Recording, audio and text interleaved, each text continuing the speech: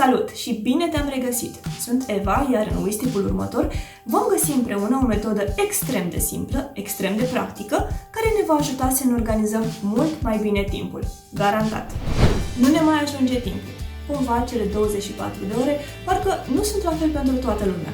Și de multe ori ne aflăm în poziția în care trebuie să alegem ce facem mai întâi. Este stresant, simțim multă presiune și foarte multă urgență. Și, din păcate, chiar dacă ne implicăm atât de mult, rezultatele nu sunt cele pe care ni le dorim. În ajutorul nostru vine o metodă pe numele metoda Eisenhower, care ne va învăța concret cum să ne raportăm la sarcinile noastre.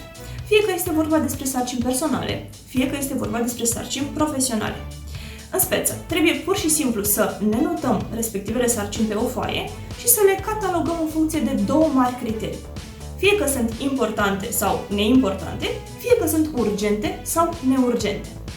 În urma acestei împărțiri vom obține 4 subcategorii.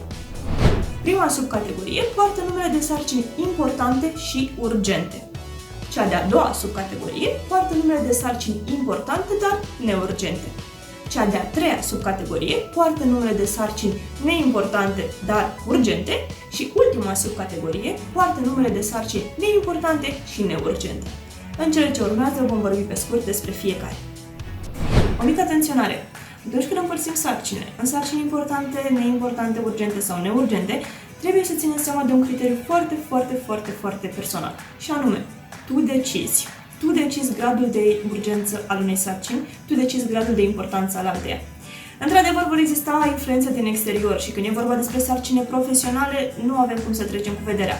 Dar, per total, tot ceea ce ține de sarcini personale sunt sarcini pe care tu le poți evalua.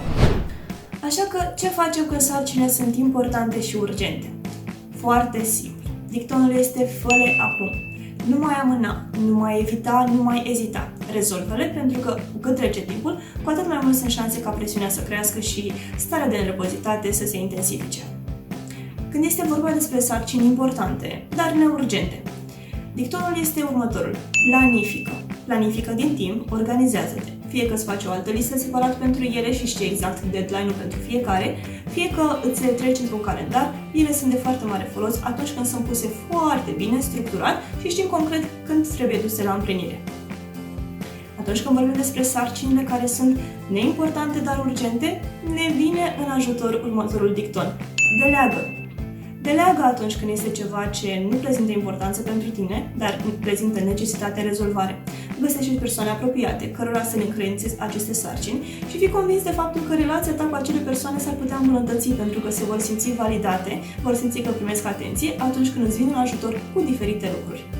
În cazul în care nu este necesar să delegi, poți pur și simplu să refuzi. În ceea ce privește sarcinile neimportante și neurgente, dictonul este următorul. Anulează, refuză, încheie activitatea. Este clar că vorbim despre sarcini care ne consumă timpul și care nu ne oferă absolut nimic. Și dacă ar fi să dau un exemplu, ar putea să fie cel care ține de rețelele sociale, dar sunt destul de restrictivă la capitolul acesta pentru că consider că anumite lucruri pot fi foarte bine dozate și putem să ne bucurăm de toate fără să pierdem timpul valoros. Așadar, te provoc acum să-ți iei o foaie de hârtie în față, ceva de notat, să treci câte maximum 8 sarcini pentru fiecare categorie, să le ai foarte bine așezate, importante, neimportante, urgente și neurgente și să pornești respectând cele 4 victorii. Mult spor!